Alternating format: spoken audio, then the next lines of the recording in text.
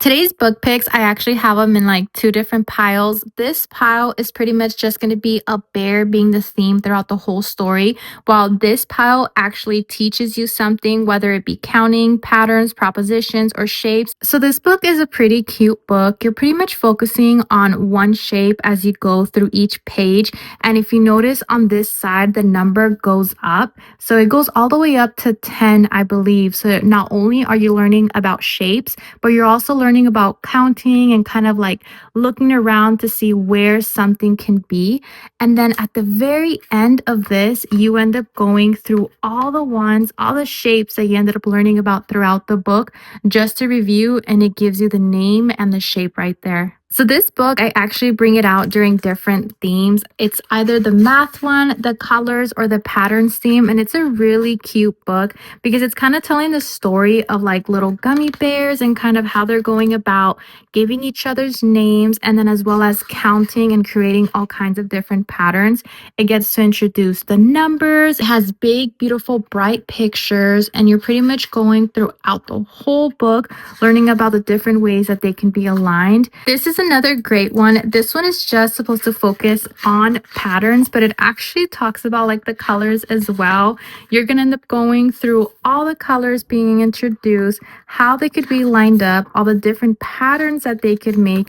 And then at the very end, you're able to review all the colors, patterns, as well as the skip counting that you learned about the odd and even numbers. This one is another great one. It's pretty much going to talk about the prepositions. It's super short, each page, going in, going out, inside, outside, upside down, all that good stuff. And it's just following the story of a little bear going inside the box, getting on the back of dad's truck, and somehow falling out. And that's pretty much just how it's going to be.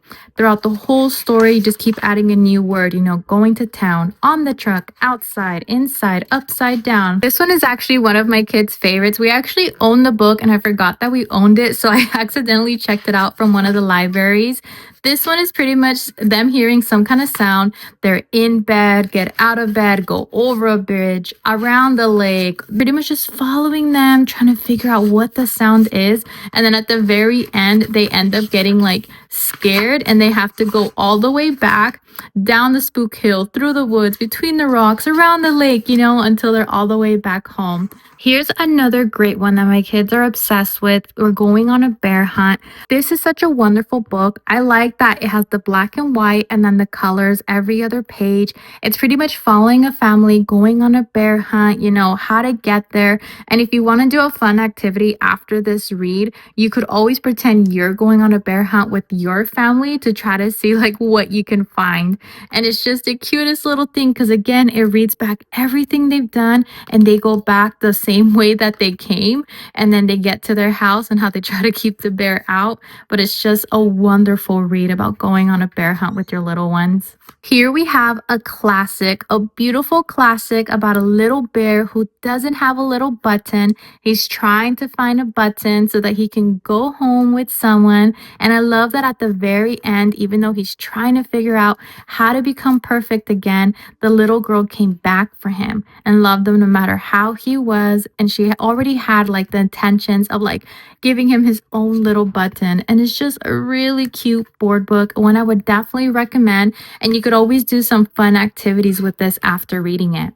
Here's another great one. This one is called The Teddy Bear's Picnic, a story of a cute little family dress-up picnic where everyone's going to dress up like a little bear and they're all going to meet in the woods and they're all going to have a little party, have fun, hang out with one another. And then at the very end, they're all going to go home after a long day of having a bear picnic. And it's just a cute read. Share some kindness, bring some light. This book is beautiful. I am glad that my kids enjoy it. It is a little lengthy, but it's about a little bear who tries to understand why like nobody likes him. And it's because like everyone's scared of him. He's too big, this and that.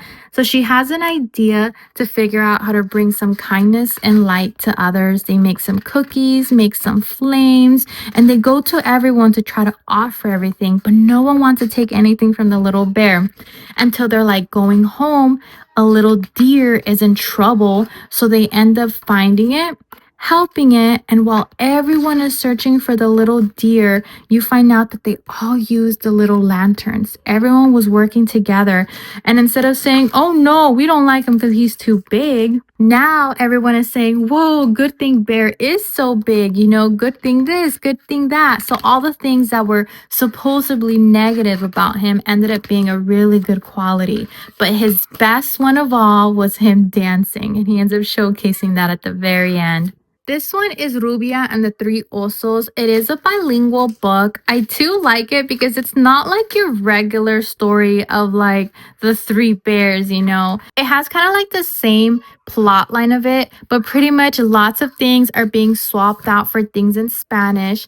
And pretty much at the very end, she actually ends up going back home and making her own little thing for them and bringing it back and offering it to them. So here we have Goldilocks and the Three Bears, but this is actually the story of a little girl who's a troublemaker and doesn't listen.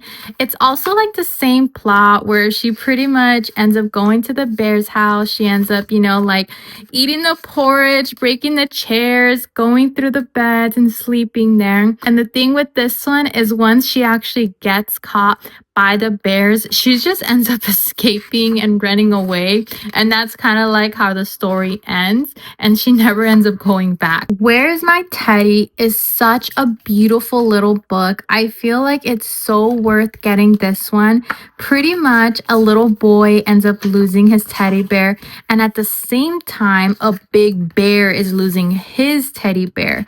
But while the boy is looking for his teddy bear, he finds a big, huge teddy bear. And he can't seem to remember his bear being that big, but he ends up hearing a bear coming with a tiny little teddy bear, and they end up kind of like having a little encounter as he finds his giant teddy bear. But they're both scaredy cats. So pretty much once they see each other, they both end up kind of yelling and running away. And then the big teddy bear has his teddy bear and the little boy has his little teddy bear. And it's just a cute little read about a big bear and a little boy trying to find their teddy bear. All of these books are great books. I definitely enjoyed reading these with my little ones, as well as learning a few things through like a teddy bear theme. I would definitely recommend all of these. It just depends on what you're looking for. If you want just stories, I would definitely get these. But if you want to incorporate like a little bit of math and a little bit of extra learning, then this is your pile. Let me know if you guys have any of these, if you've read any of these, or what other bear themed books you guys recommend. Bye.